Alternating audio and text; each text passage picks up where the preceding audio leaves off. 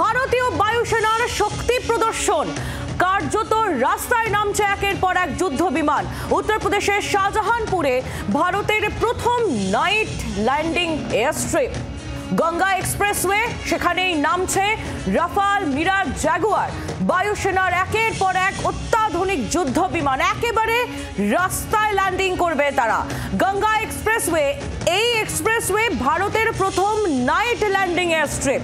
আপনারা জানেন পেহেলগাঁও পরবর্তী যে পরিস্থিতি, সেই পরিস্থিতিতে পাকিস্তানের সঙ্গে এখন ভারতের যে সম্পর্ক, যে কোনো মুহূর্তে ভারত প্রত্যাঘাত দিতে তৈরি পাকিস্তানকে। আর এই আবহের মধ্যেই বায়ুসেনার এই শক্তি প্রদর্শন। কথা বলবো আমরা সব্যসাচী চক্রবর্তী, আমার সহকর্মী নিউজ রুম থেকে রয়েছেন আমাদের সঙ্গে। সব্যসাচী, আমরা দেখছি গঙ্গা এক্সপ্রেসওয়েতে নামতে চলেছে রাফাল, মিরাজ, জাগুয়ার, একের পর এক যুদ্ধ বিমান, অত্যাধুনিক যুদ্ধ বিমান। এইগুলি নামবে রাস্তাতে। এই পেহেলগাঁও পরবর্তী আবহে বায়ুসেনার এই শক্তি প্রদর্শন কতটা তাৎপর্যপূর্ণ? একদমই তাৎপর্যপূর্ণ, খুব গুরুত্বপূর্ণ। এবং এই জায়গা থেকে, কারণ যদি যুদ্ধ হয় তাহলে যুদ্ধে সাধারণত শত্রু দেশ টার্গেট করে বায়ুসেনা ঘাঁটিগুলোকে। সেই জায়গায় এটা একটা সাবস্টিটিউট। এই সাবস্টিটিউট উত্তরপ্রদেশের শাহজাহানপুরে পিরু ভিলেজ, পিরু গ্রাম আছে, সেই গ্রামের কাছে এই এয়ার স্ট্রিপটা বানানো হয়েছে। মাথায় রাখতে হবে এই এয়ার স্ট্রিপের 250 কিলোমিটার রেডিয়াসের মধ্যে আমরা পাকিস্তান হোক বা চীন হোক, আমরা দুটোকেই অ্যাক্সেস করতে পারবো। এবং নাইট এয়ার স্ট্রিপ, অর্থাৎ সকালে তো বটেও, রাত্রিবেলাতেও আমরা জাগুয়ার, মিরাজ থেকে শুরু করে রাফাল, আমরা এই এয়ার স্ট্রিপে, এই রাস্তায় গঙ্গা এক্সপ্রেসওয়েতে, যেটা প্রায় 3 কিলোমিটারের একটা এয়ার স্ট্রিপ হয়েছে, সেখানে আমরা প্লেন ল্যান্ড করতে পারবো। এটা আমাদের কাছে একটা বড় সড়ো সাবস্টিটিউট।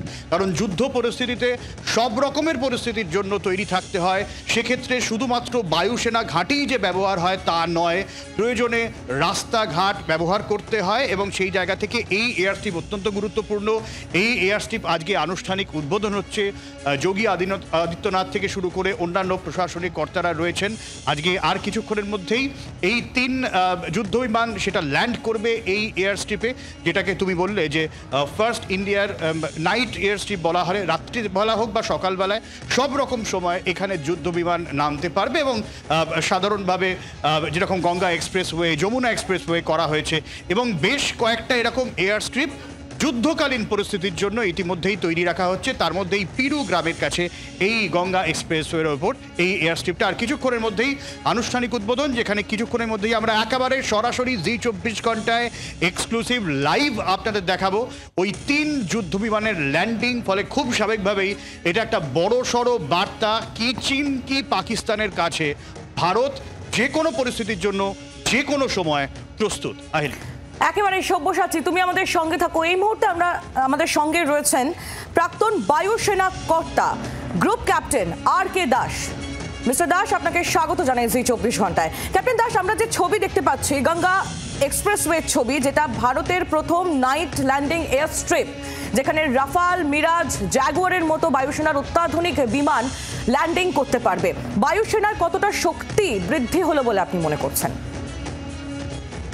দেখো, এর আগে আমরা যমুনা এক্সপ্রেসওয়ে এর উপরে এই ধরনের ল্যান্ডিং করেছি আমাদের যুদ্ধ বিমান।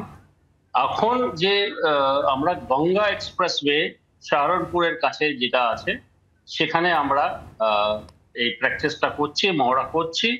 আমাদের যে যুদ্ধ বিমান রয়েছে তারা ল্যান্ড করবে। এই যে ল্যান্ডিংটার মেন উদ্দেশ্য হচ্ছে কি, যখন যুদ্ধটা হয় তখন কিন্তু যেরকম ভারত আক্রমণ যদি করে পাকিস্তানের উপরে, আমাদের ওয়ান অফ দ্য টার্গেটস থাকবে ওদের এয়ার বেসের যে রানওয়ে গুলোকে ধ্বংস করে দেওয়া। সিমিলারলি আমাদের যে শত্রুরাও একই কথা ওরা চেষ্টা করে।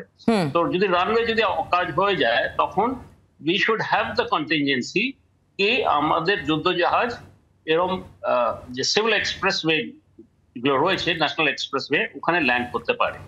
এছাড়া যদি আমরা আক্রমণ করি, তো পাকিস্তানের যে বিভিন্ন জায়গায় যে এক্সপ্রেসওয়ে রয়েছে, আমাদের অফেন্সিভ এয়ার ক্যাপাবিলিটির মাধ্যমে আমাদের যুদ্ধ জাহাজ, not only fighter aircraft but also transport aircraft, যেখানে মধ্যে ট্রুপ ক্যারিয়ার যেগুলো থাকে, সেগুলো ওদের এক্সপ্রেসওয়েতে ল্যান্ড করে, মানে এটা একটা এয়ার হেড ফরমেশন, আমরা এয়ার হেড আমরা একটা বানাতে পারি। তো এগুলোর জন্য মহড়ার দরকার হয়, প্র্যাকটিস দরকার হয়। আমাদের পাইলটস আমাদের যারা এভিয়েটার্স রয়েছে, বিভিন্ন যারা নাকি ইনভলভ রয়েছে, সবাইকে প্র্যাকটিস করতে হয়। আগের থেকে প্র্যাকটিস না করলে পরে যখন দরকার পড়বে it will B a very difficult task. তো সেই আজকে মহড়া হচ্ছে। গ্রুপ ক্যাপ্টেন দাস, আপনি আমাদের সঙ্গে থাকুন। আমি আবারও একবার সব্যসাচীর কাছে চলে যাব। সব্যসাচী চক্রবর্তী আমার সহকর্মী রয়েছেন নিউজরুম থেকে আমাদের সঙ্গে। সব্যসাচী, যেমনটা শুরুতেই আমরা বলছিলাম যে পেহেলগাঁও পরবর্তী পরিস্থিতিতে যেখানে ভারত পাকিস্তানের মধ্যে এই মুহূর্তে রীতিমতো টেনশন চলছে, সেই সময় ভারতীয় বায়ুসেনার এই শক্তি প্রদর্শন। একদমই তাই, এবং এই জায়গায় দাঁড়িয়ে পাকিস্তানের কাছে একটা বার্তা পৌঁছে দেওয়া ঠিক এই সময়টাও খুব গুরুত্বপূর্ণ, যে সময় আমরা এই শক্তি প্রদর্শনের জায়গায় গেছি। আমাদের কাছে আরও রাফাল আসার কথা রয়েছে, এবং এটা গ্রুপ ক্যাপ্টেন দাস আমার থেকে আরও টেকনিক্যালি ভালো বলতে পারবেন।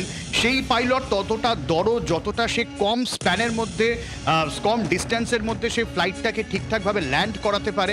আমরা দেখেছি যখন এয়ার যে শিপগুলো রয়েছে, যে ওয়ারশিপগুলো রয়েছে, সেখানে যে কীভাবে কি কঠিনভাবে ল্যান্ডিং করা হয় এবং কি সূক্ষ্মভাবে ল্যান্ডিং করা হয়। ঠিক এই জায়গায় দাঁড়িয়ে এই যে এয়ার স্ট্রিপগুলো করে রাখা হচ্ছে যে কোনো যুদ্ধকালীন পরিস্থিতির জন্য, এই এয়ার স্ট্রিপে যে কোনো সময় যে কোনো পরিস্থিতিতে খুব কম সময়ের মধ্যে তৎপরতার সঙ্গে এই বার্তা চলে আসবে যে আমরা এখানে ল্যান্ড করব, কারণ আমাদের অন্য বায়ুসেনা ঘাঁটিতে সমস্যা হচ্ছে। এবং এই এয়ার স্ট্রিপগুলো সাবস্টিটিউট হিসেবে তৈরি করা হয়েছে। এই এয়ার স্ট্রিপগুলো বায়ুসেনা ঘাঁটিকে এড়িয়ে আলাদা করে একদম গোপনীয়তার সঙ্গে এই এয়ার স্ট্রিপগুলো ব্যবহার করা হতে পারে, যেখানে শত্রুপক্ষ বুঝে ওঠার আগে আমরা এই এয়ার স্ট্রিপ আমরা হামলা চালাতে পারি। এবং যেরকম বললাম শুরুতে, 250 কিলোমিটার রেডিয়াসের মধ্যে আমরা হাতে পেয়ে যাচ্ছি চীনকে, ফলে এই জায়গা থেকে হামলা চালানো খুব কঠিন হবে না, খুব একটা ডিস্ট্যান্স অন্তত ফাইটার জেটগুলোর জন্য হবে না। এবং নাইট এয়ার স্ট্রিপ যেহেতু, ফলে রাত্রিবেলাতেও এই ওঠানামা করতে পারবে। ফলে যদি কখনো এরকম পরিস্থিতি হয় যে আমাদের এয়ার বেসগুলো রয়েছে, সেই এয়ার বেসগুলোর সঙ্গে সঙ্গে এই এয়ার স্ট্রিপগুলো অ্যাক্টিভেট হয়ে যাবে। সার্বিকভাবে যে কোনো জায়গা থেকে যে কোনো সময় যে কোনো পরিস্থিতিতে হামলা চালাতে প্রস্তুত থাকতে পারে ভারত। একেবারে সব্যসাচী, তুমি আমাদের সঙ্গে থাকো। আর পেহেলগাঁও পরবর্তী পরিস্থিতিতে এটা অত্যন্ত গুরুত্বপূর্ণ, কার্যত রাস্তায় নামছে একের পর এক যুদ্ধ বিমান। সেই ছবিও আপনাদের সামনে আমরা তুলে ধরবো। উত্তরপ্রদেশের শাহজাহানপুরে ভারতের প্রথম night landing air strip Ganga expressway, সেখানেই নামবে রাফাল, মিরাজ, জাগুয়ারের মতো এয়ারফোর্সের একের পর এক অত্যাধুনিক যুদ্ধ বিমান। একেবারে গ্রাউন্ড জিরোর ছবি আমাদের অপর প্রতিনিধি তুষার তুলে ধরেছে, দেখাবো আপনাদের।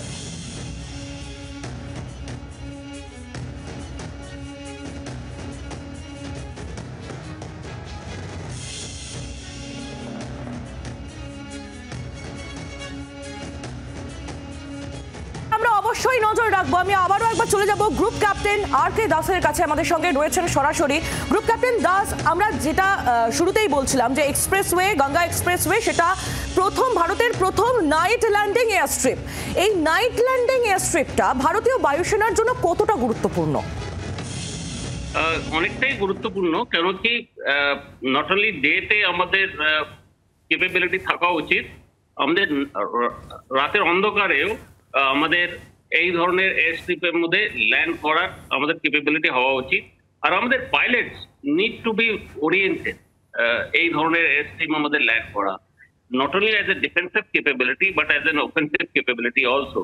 মানে আমাদের যে বড় যুদ্ধ জাহাজ ছাড়া অন্য যেগুলো ট্রান্সপোর্ট এয়ারক্রাফট রয়েছে, হারকুলিস এবং গ্লোব মাস্টার, এরা যদি দরকার পড়ে ট্রুপ ক্যারিয়ার হিসেবে পাকিস্তানের মাটিতে কিংবা চীনের এক্সপ্রেসওয়েতে ল্যান্ড করে উইথ ট্রুপস এক্সপ্রেসওয়েকে ব্যবহার করতে পারে অ্যাজ এন অফেন্সিভ ক্যাপাবিলিটি।